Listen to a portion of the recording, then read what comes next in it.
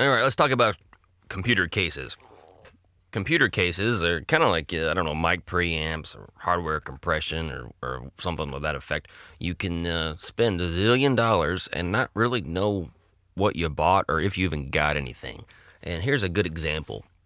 We clicked on cases, or computer hardware cases, and we got all kinds of different stuff. And first thing I wanted to look at was a mid tower, which is like your medium-sized computer. It's not giant. It just kind of looks normal. I wanted to see the most expensive and the least expensive. And here's the most expensive. Silverstone Fortress. Well, that sounds important. I'm not talking about the steel body and all this.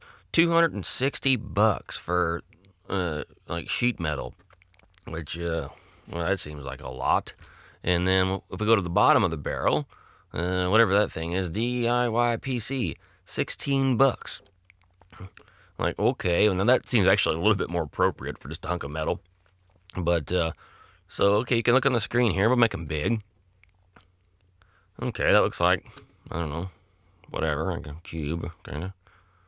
All right, and this thing looks like a cube, kind of. I mean, I don't know. Well, the deal is I don't know if you can rationalize spending $1 zillion on a case. And if you're on a tight budget, I don't think you should. Now, there are a few things that different cases do, and in this particular case, get it? One thing that usually the more expensive cases do stand out in is airflow, and that means air can get in, cool air can get in, hot air can get out.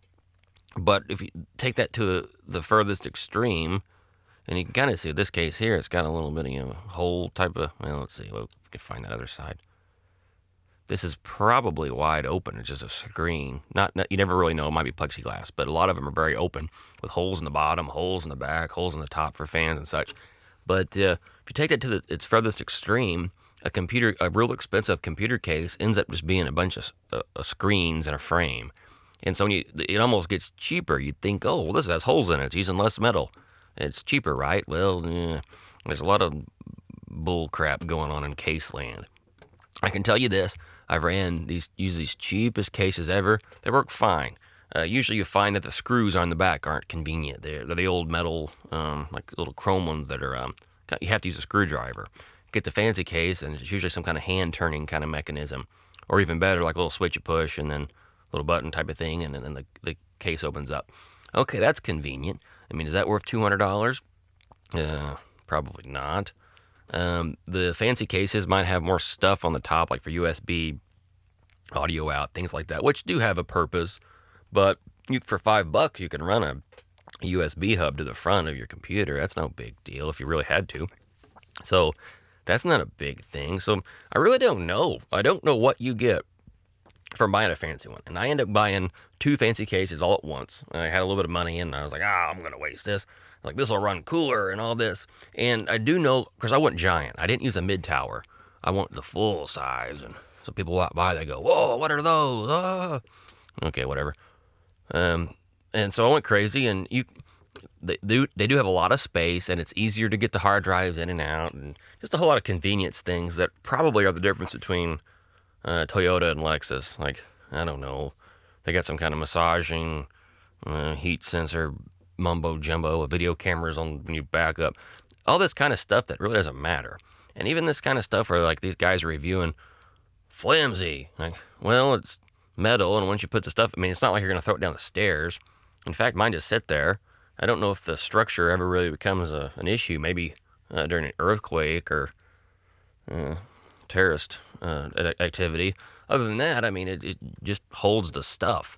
And in fact, I have built computers on planks of wood just for fun when I was, younger and had, I guess, more free time, and they work. So there's guys doing them in aquariums nowadays. So if I were you and you're on a remotely tight budget, just save the cash and get something cheap. No one will ever know the difference.